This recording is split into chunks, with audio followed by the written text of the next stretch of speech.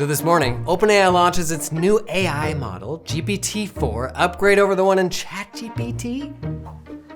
Arguably like the biggest software, like most anticipated release of all time. Hang on. AI has been building this, really tuning its behavior, optimizing the model. And so today, thank you, Mom. Is to show you a little bit.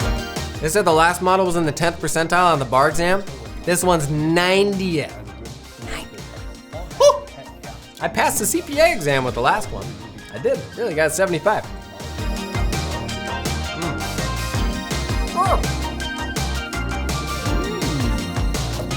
Website. Oh. Definitely worthy of being put up on my refrigerator.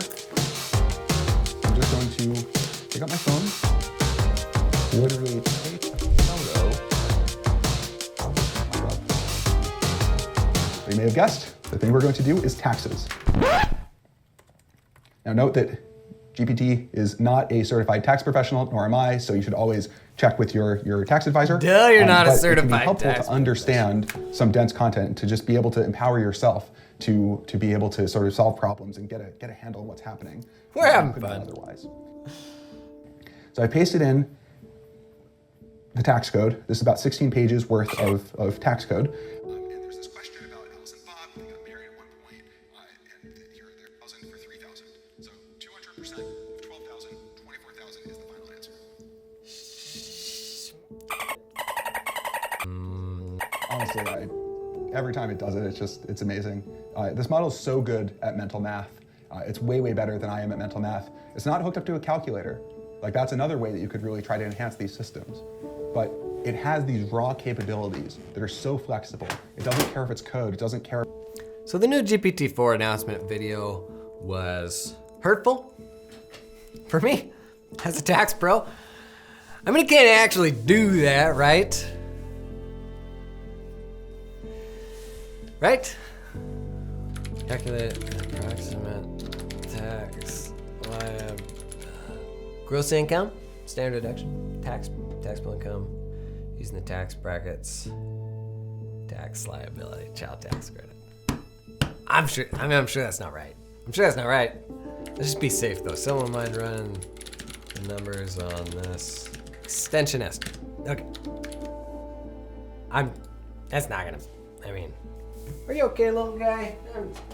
I'm sorry about that. Everything's gonna be fine. So, interesting thing.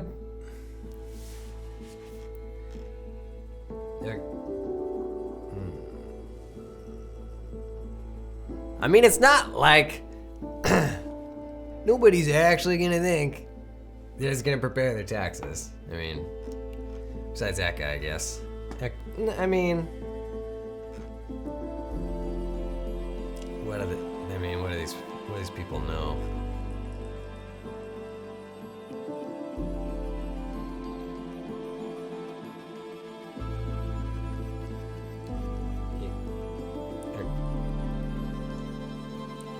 Okay. So that just happened. Let's talk about three things. First, the narrative. How do I approach this with my clients? With Becky at the quinceañera tomorrow. What do I tell all them? Surely this won't do their taxes, right? Second, should I be scared? AI seems fundamentally like a different type of thing we haven't seen before. And third, does it work? Can I actually do taxes with it? Because if I can,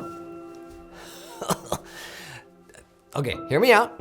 I actually think ultimately it will be tax pros who are the greatest beneficiaries if we can get this to work. Hear me out. Big time opportunity for us. But first, okay, the narrative. OpenAI just kicked off a proper storm. The most anticipated software release maybe ever. Over 1 million people watch it. Like, you can't make this stuff up. On March 15th, they're like, hey, before we're done, fun little side thing. Let's prepare Becky's taxes. Never mind the fact that it was actually 2018 information. The model's only trained on data through mid-2021, so how's that gonna work on my 22 taxes? It didn't lay any of the information out in a particularly helpful way. It doesn't put any numbers on forms, so am I actually any closer to preparing a tax return? All it did was plug a taxable income figure into some tax brackets. And if you're a tax pro, you're going, it also doesn't know how to ask any follow-up questions. I don't know, do you have kids, pay mortgage interest, any other sources of income? You get the idea. But for people who don't understand the difference between what they just saw and what I do, it devalues what I do.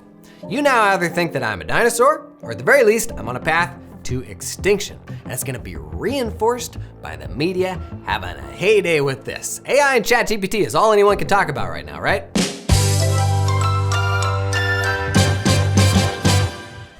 On this special edition of the blog, we're interviewing ChatGPT about what it thinks about the future of AI.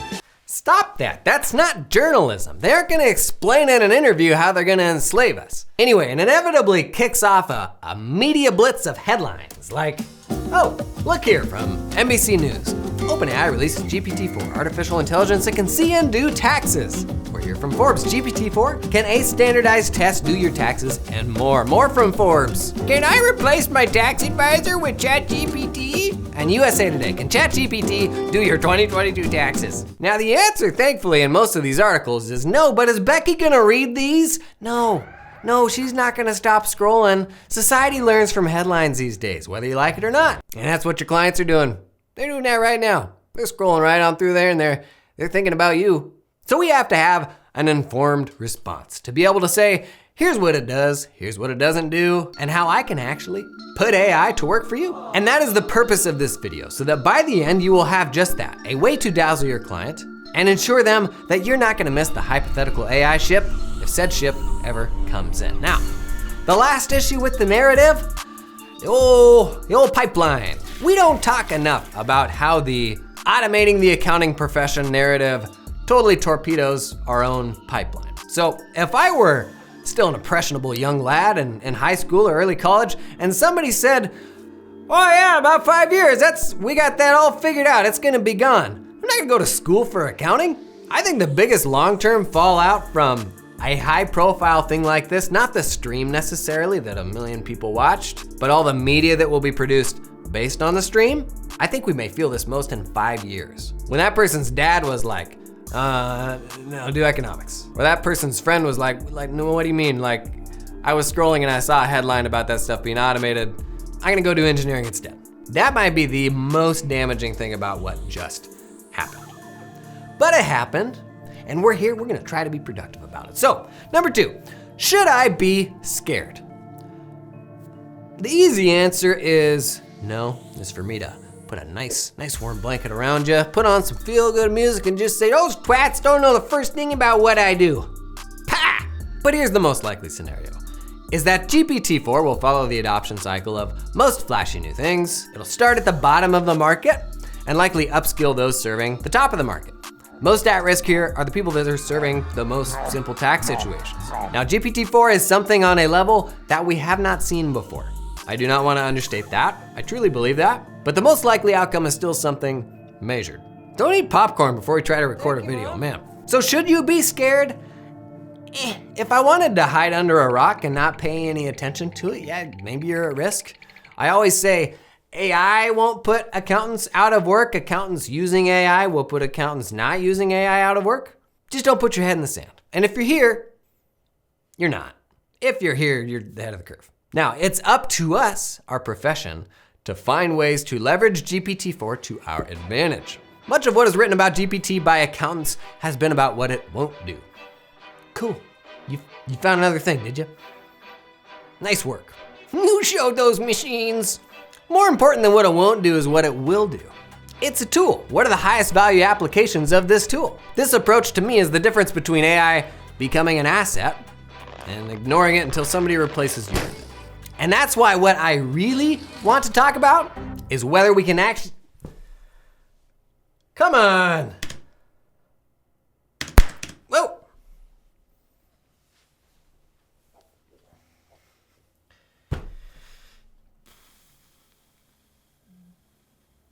Well, that's too bad. I feel like I'm really in my bag today. Well, it's a good thing.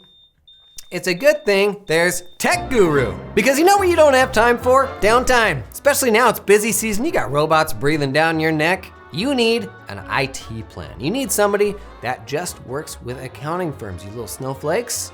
Someone you can talk to about AI applications. Hey, is this a security concern? This Internet Think Boy's telling me one thing, but what do you think? Does this fit into the security plan that we're required to have, right? Right? You got the security plan, right? You've heard it before, the 3 S's. I'd show you, but Tech Guru's 3 S's: strategy, security, and support. I pitched them on Strategiport, just rolling it all up into one. They haven't updated the landing page yet, but you probably saw in my video about new stuff I picked up in 2022, I picked up Tech Guru in my firm. And I can honestly say it's the first time I actually feel like I've been proactive about IT rather than just waiting for something to catch on fire. Now, if you are a firm with 5 or more people, that's who they're suited for. Give them a little chat, see what the process looks like. What do you got to lose, right? Check out the link for Tech Guru in the video description below.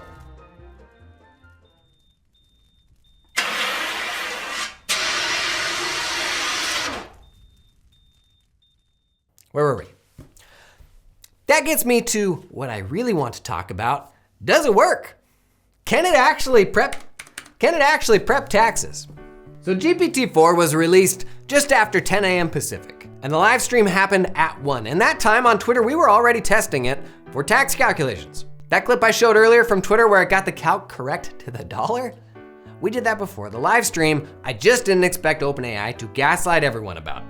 So generally, here's the boundaries of what GPT-4 will do right now. It'll plug a taxable income figure into a tax table and give you the correct result, but it isn't very good at handling different types of income. Capital gains, for example. We gave it one with ordinary income and capital gain income. It assessed ordinary tax rates on the total of all, and then capital gains rates on just the capital gains and added them both together. Tried one with pass-through income, didn't do anything 199A. It can't do that stuff. And its knowledge cutoff is September of 2021. So you're very limited in the ways that you could use that. And once the media cycle comes down, I think people will come to terms with this. Even OpenAI CEO says it's more impressive on initial impression than it ultimately is once you've lived with it for a while. But it is still worth considering how massive of a step GPT-4 has taken from where we were less than 6 months ago. Remember when ChatGPT first came out? I couldn't tell you what 2 + 4 was. Now it can calculate ordinary tax according to tax tables without error. I can't do that. So what we need is a clear framework to assess what it can reliably do today so that when GPT-5 comes out, or when the hundreds of custom models come out that are based on GPT-4, we can test them against a common benchmark. And I'm not just talking 1040s. There are 100 other ways that we can use this. Check this out. A tool built on GPT 3.5 called ChatPDF. You upload a PDF and you can talk with it. Talk with the PDF, that is. So I'm gonna download the very worst tax form, the Form W4. We're gonna drop that in here. I'm single with 3 kids, 120K in W2 income, and 20K in self-employment income. Just a bullet point list of what to put in each box.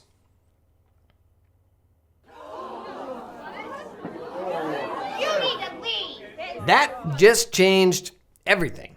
Everything. Except it didn't, because it's totally wrong. But don't you now really want to know the moment it can do it right? How much better is that, like semantic W4? A normie couldn't do it correctly, because they don't know all the things that would impact the W4, but a tax pro, I know what it needs to know. I can put that stuff in. So the moment that this works, oh baby, I want to be the first one to know. Not just will it work, but how complex of a scenario will it handle? And this is why we need a standard, a benchmark. Using W4s as an example, from a very simple scenario clear up to very complex scenarios.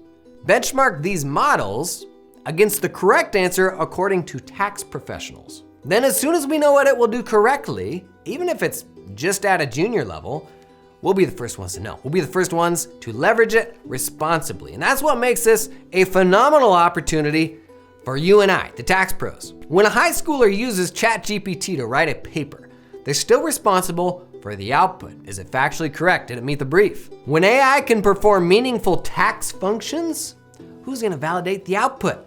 You and I. And once it can perform some of these functions, it's gonna be our best friend. So, to wrap this up, a little more about what this benchmark framework can look like. It's not something that by any means I need to tackle myself, just wanna make sure it happens one way or another. There's more to tax than just calculating outcomes. So right now, I think there's really 4 things you can ultimately assess. Its ability to calculate, we've been talking about that, but upstream from that, its ability to ingest documents and unstructured information. Government forms, emails, that silly little letter that your client gives you that they think that's, we're just gonna have everything it's gonna need. Nope. Downstream from that, we need to assess its ability to ask the right follow-up questions. Is the info I have complete? Is it contradictory? That kid that you had with you when you met, I'm not seeing little Donnie on here. And then ultimately 4th, its ability to put numbers correctly onto forms. Now with AI, big picture AI, it isn't a question of when AI gets there. It's a question of when AI gets there for X. ChatGPT, for example, which is just one model, already plenty good for lots of standalone applications. Solving for any one of those 4 things independently has value. And I think it puts into perspective just what is required to have AI solve the income tax problem in a meaningful way. It's a lot, but we have to start somewhere. And I like this more modular approach. I want to start with calculation, that feels tangible. And from there we develop scenarios of varying complexity. So start super simple, $120,000 W-2 with 10K in federal withholding, single filer, no states, no deductions, no kids. Call that scenario 1. Put that in front of a tax pro. And that tax pro says, here's the correct answer. We now have the first benchmark we can run AI models through. Great. If it can pass that, let's run it through scenario 2. You pull in investment income, itemized deductions. Ultimately, you have a test bank of scenarios that some models will do well and some won't do well. But creating the benchmark actually incentivizes AI development for this purpose. Not only for future versions of existing models, for GPT-5 to be able to say, hey, we're now X% better at this, but ultimately for the development of special use models for tax. And the people who are going to enable it will be tax pros. The reality is a more developed version of this benchmark isn't gonna be using a single tax pro to get the right answer. It's gonna be running each scenario by 100 tax pros, 1,000 tax pros. It's gathering info about the tax pro themselves. Are you licensed? Are you an EA? How many years experience do you have? Are you junior level, manager level? Because ultimately, tax pros won't even agree with each other, either on difference of opinion or just from getting it wrong. But the day that there is an AI model out there that's as good as a junior tax preparer, oh, buddy, I'm gonna be first in line. The day that happens, and it's probably inevitable, it completely changes your business model in a fantastic way. And who's gonna be first in line? Who will be the first one to know it's good enough and still have the review framework to correct any issues? Tax pros. That's how we ensure that we're the ones to benefit from AI adoption. Now, I hope to have more info on a benchmarking framework coming soon. It'll be a community effort, tax pros contributing, not just the wizards, but the junior level folks too. That's valuable. I hope to have more info about that soon. In the meantime, I'd encourage you to share this with your colleagues because we all need to look like we know what the heck's going on when it comes to AI. If we're dismissive, our clients ask about it and we're like, nah, that's not a thing. That's not entirely true, but we also don't want the perception of tax pros to be that we are out of touch, old timey. They almost expect that, I think. So, how's that sound? You excited? I hope you are, buddy. I am pumped. Drop a like, be sure to subscribe as we work on this together, and let's lead the way on what the future of AI adoption looks like for our profession.